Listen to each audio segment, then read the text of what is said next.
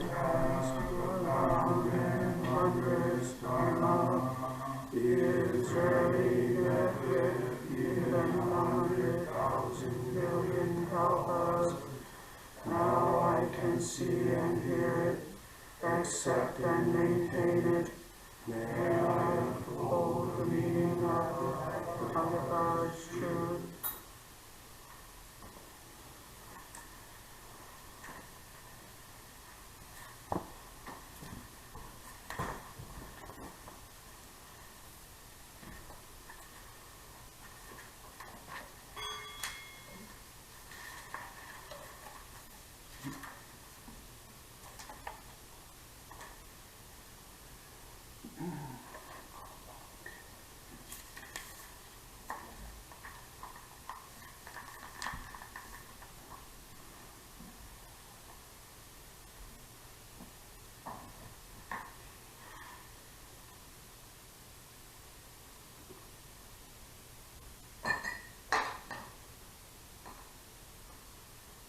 Good morning.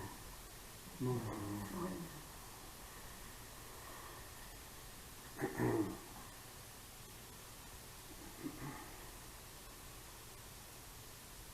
So,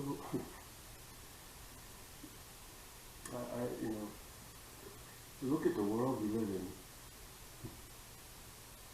It's so, there's so much struggle. It's so much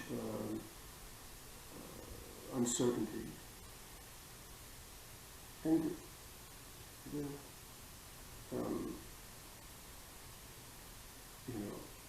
normal way of living, the normal human living is based on ideas and concepts and construction. It's how we survive.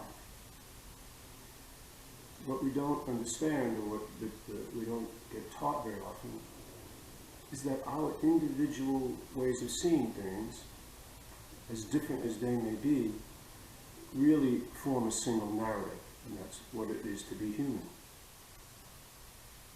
But we are taught that our humanity is based on separateness. It's based on this idea that we are separate. And everything that we do depends on how we go forward, despite the world we live in. It might not be so bad if we were just going to the grocery store. But when you put that kind of thinking on a world stage, it creates suffering. And it's the very definition of suffering, actually. Being driven by conditioned thinking alone, whether that be genetic conditioning, community conditioning, our conditioned mind, which is such a beautiful thing, which should help us understand each other.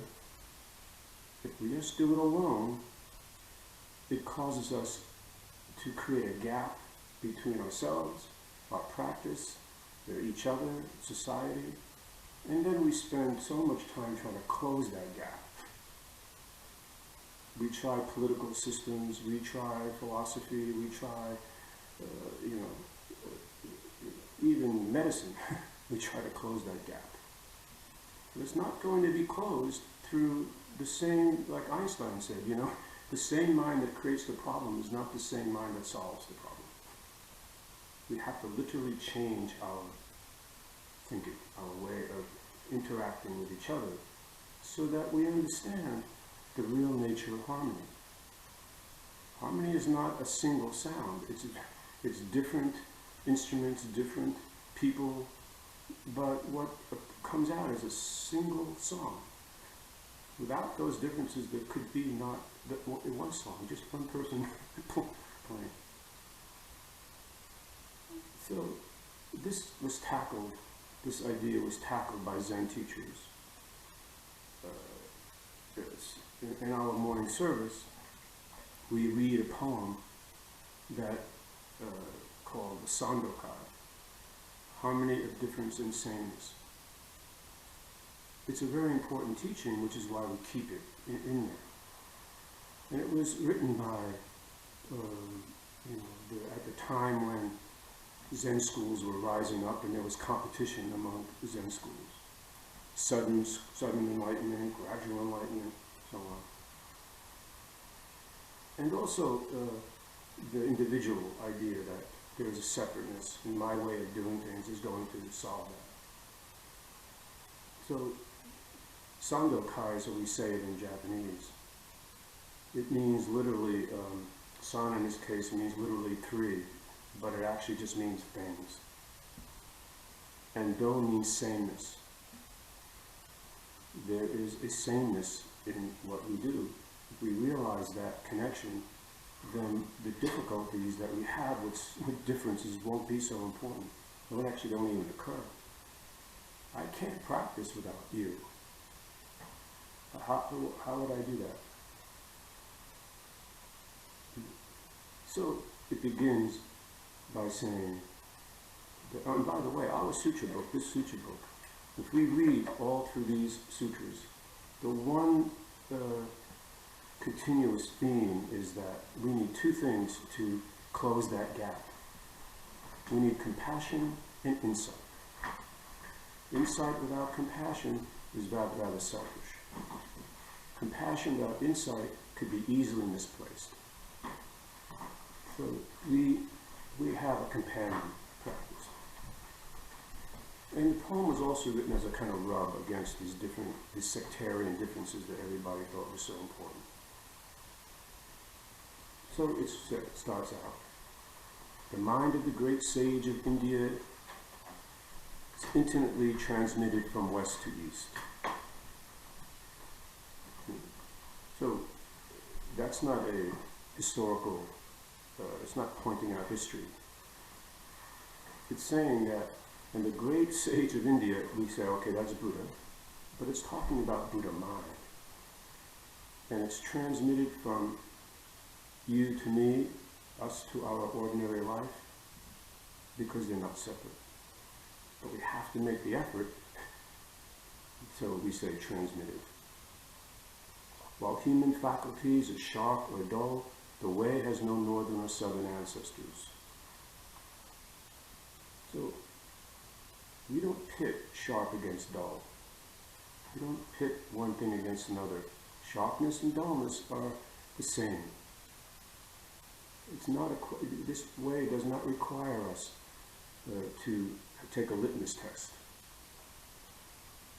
But when we engage the world pushes against that idea. We have to have divisions. What starts out as something useful, like I know I'm in Pennsylvania and not New York, still, where is the actual division? The earth doesn't know such a division. But we make it, my pandemic is better than yours. What we're doing is better than, if we're doing it by ourselves, we're not helping each other at all. The more we do things by ourselves, the worse it gets. Until we realize that the differences form a single narrative, and that narrative is, we don't want to be sick. Then we work together. The spiritual source shines clear in the light, the branching streams flow on in the dark. Grasping at things is surely delusion, according with sameness is still not enlightenment. Meaning, if sameness was just a concept, then where is the awakening there? Grasping at things is surely delusion, because things don't exist by themselves. Trying to grasp enlightenment is like trying to hold on to a cloud. All the objects of the senses interact and yet do not. Interacting brings involvement, otherwise each keeps its place. Keeping our place, understanding interaction, for us, it's how do we apply insight and practice compassion. Insight is sameness. Compassion recognizes difference. Recognizing difference, we see the sameness. How does this work in your life? Well, only you know that, but It is the way of practice. And on it says, refined and common speech come together in the dark, clear and murky phrases are distinguished in the light. This is, it's not the issue of dark or light. It's that there is such a thing as refined activity and so-called common activity. We are all refined and common.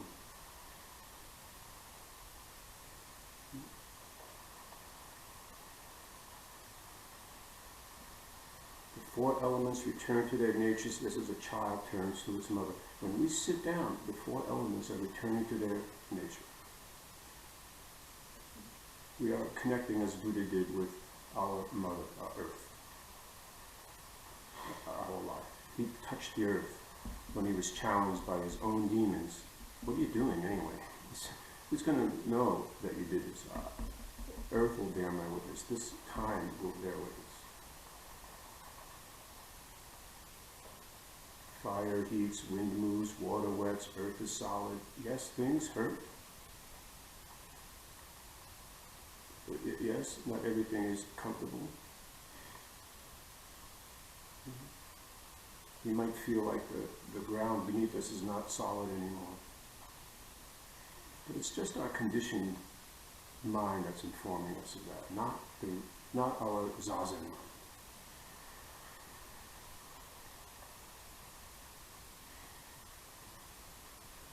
In the light there is darkness, but don't take it as darkness. In the dark there is light, but don't see it as light. Light and dark oppose one another like the front and back foot in walking. If only we knew that no matter what our political vision is, we cannot exist without the opposite. So instead of harmonizing, we continually separate. If we do that with our zazen practice, thinking, body, trying to separate it, we'll be exhausted. Instead, we harmonize our body and mind by the simple action of breathing and posture and allowing our thinking to just continue. We don't push anything down. Hearing the words, understand the meaning, don't set up standards of your own. We don't need to call ourselves Zen students. Just human beings wanting to clarify this great life, to see life in its original form. We're not trying to join anything. If you don't understand the way right before you, how will you know the path as you walk? This is a kind of difference between these sort of sudden enlightenment or gradual enlightenment, these different schools. Dogen says, if you can't find the truth where you are, where are you going to find it? Where does it exist? So suddenly we realize that this place, with all of its differences and strife and struggle, is in fact the very place where enlightenment occurs. Progress is not a matter of far and near. If we want to make progress, we need to harmonize our body and mind and harmonize with each other. Society may push against this kind of idea, but we should just continue with our practice. Trying our best to employ the two tools that we have that are most valuable, compassion and insight. One informs the other, one tempers the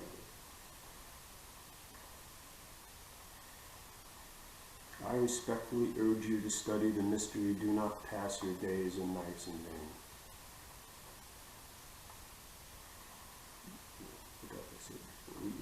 We all get one mystery. And this is it. But it's not a mystery to solve. It's a mystery to experience. And when we experience, the mystery goes away. We try to solve it, the gap gets bigger and bigger. So we harmonize difference and sameness. No, we're not the same as each other. But harmony is allowing each aspect of life to sing on its own, as long as you're not trying to close a gap or live by yourself.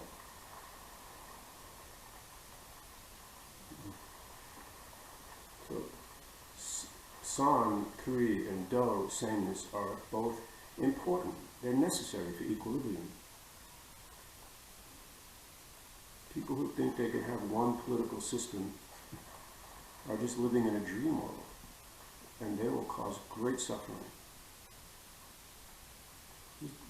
They're not harmonizing, they're drawing lines of difference.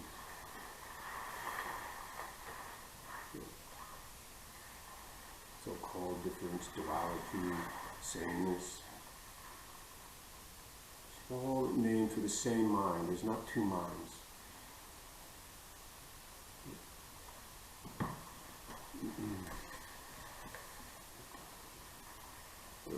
Even though our everyday life is actually in the realm of differences, good and bad, opposing views, so on,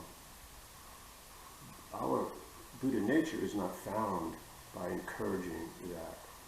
It's found by seeing it with the eye of Zazen.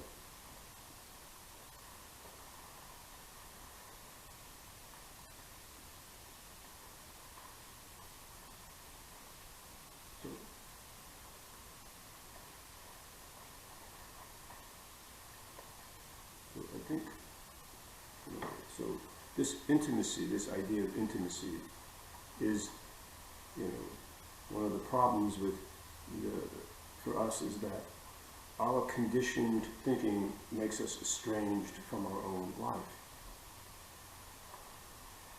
If we approach compassion and insight, even though our life may not be perfect, we're not caught by it. You know the story of the Tibetan monk, did I say this story? He was jailed by the communist Chinese for something, I don't know. Locked up for 15 years. He was freed at some point, and they were asked, what was the hardest thing being imprisoned by the Chinese? I suppose they expected this litany of abuses and so on.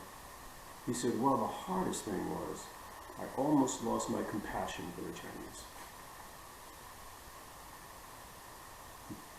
That was the hardest. As long as we keep compassion as a driving force, we're not going to be hurt by differences, because we'll just see our own reflection. We can act accordingly, but we're not going to bump into walls or fall off cliffs or just involve ourselves or whatever. Our insight will guide us. And we really do know ourselves best. Maybe that's the nature of our practice. Harmonizing difference and sameness, first of all for ourselves. I'm not somewhere inside this body, controlling my arms like some kind of machinery.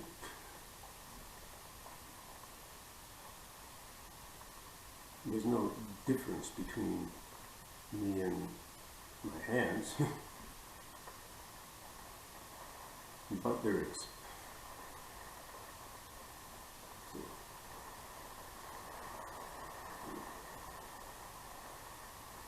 That's why we have precepts. That's why we have the teaching of the Eightfold Path. That's why we keep these teachings close to us. It's our basic framework of how to close this gap that doesn't exist in the first place. We constructed it for a very good reason. Don't fall victim to it. That must be a very confusing and lonely way to live. So anybody in that world could probably influence you in some way. I will close the gap for you. Follow me.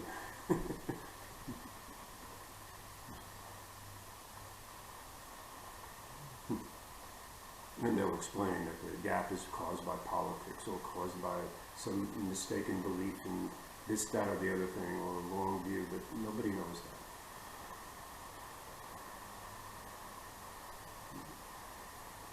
Buddha never intended for his followers to follow him blindly, or even to follow him at all. Here, take these tools. This is uniquely human, and these qualities are the qualities that will wake you up to what you really are. And these qualities will keep you chained to a very uncomfortable way to live.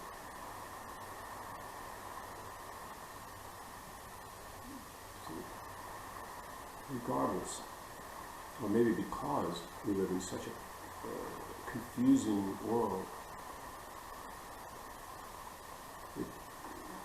we should be careful.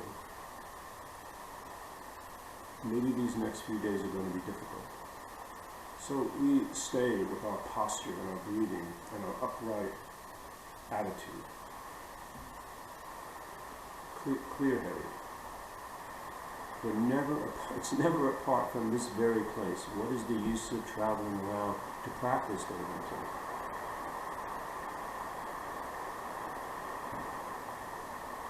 If it's never apart from this very place, then what's the problem? We're our own worst enemy.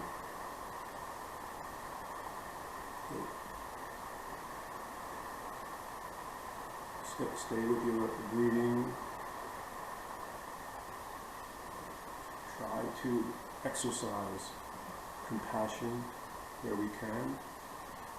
Insight, meaning we're not driven by conditioned thinking alone.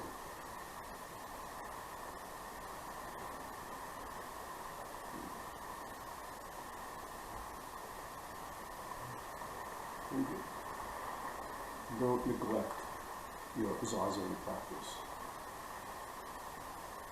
It's not our escape. It's our eye-opening practice.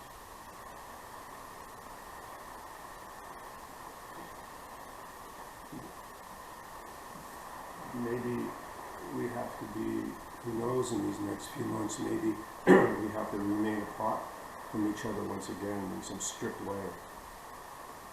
But again, it's never apart from this very place. And we have this wonderful technology to stay connected. We will try our best.